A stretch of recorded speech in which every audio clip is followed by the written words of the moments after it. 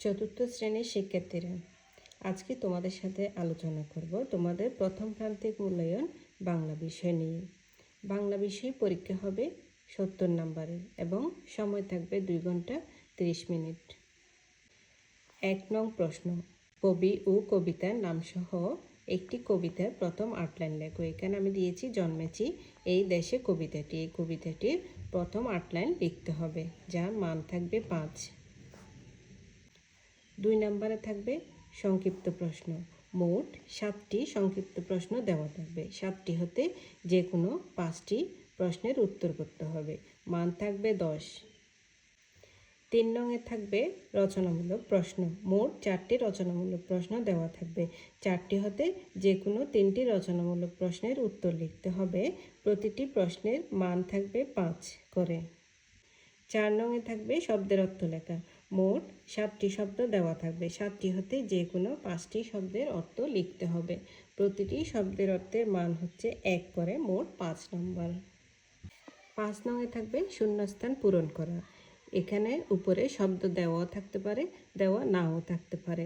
তো মোট 5টি শূন্যস্থান দেওয়া থাকবে। উপযুক্ত শব্দ ব্যবহার করে তোমাদের শূন্যস্থানগুলো পূরণ করতে হবে। এখানে মান থাকবে হচ্ছে 5। 6 নংয়ে থাকবে বিপরীত শব্দ লেখা। মোট 7টি বিপরীত শব্দ দেওয়া থাকবে।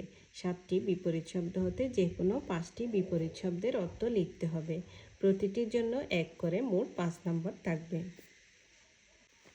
7 নংয়ে একটি অনুচ্ছেদ দেওয়া থাকবে।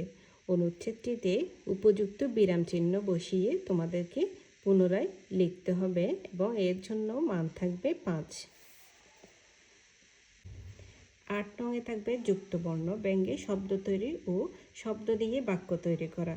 মোট 7টি যুক্তবর্ণ দেওয়া থাকবে। 7টি যুক্তবর্ণ হতে যে কোনো 5টি যুক্তবর্ণকে ব্যঙ্গে প্রথমে শব্দ তৈরি করতে হবে, পরে ওই শব্দটি দ্বারা একটি বাক্য গঠন করতে হবে, যার মান থাকবে হচ্ছে 1 করে 5।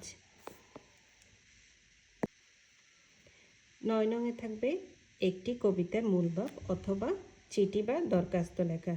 তো আমি এখানে 21শে কবিতার মূল ভাব লিখতে দিয়েছি। মূল ভাবের মান থাকবে 5। মূল ভাবের পরিবর্তে এখানে চিঠি বা দরখাস্ত দেওয়া থাকতে পারে। 10 নম্বরে একটি অনুচ্ছেদ লিখতে হবে। মোট 3টি অনুচ্ছেদ দেওয়া থাকবে। যে কোনো একটি বিষয়ের উপর তোমাদের অনুচ্ছেদ লিখতে হবে 150 শব্দের মধ্যে। এই অনুচ্ছেদের জন্য মান থাকবে 10।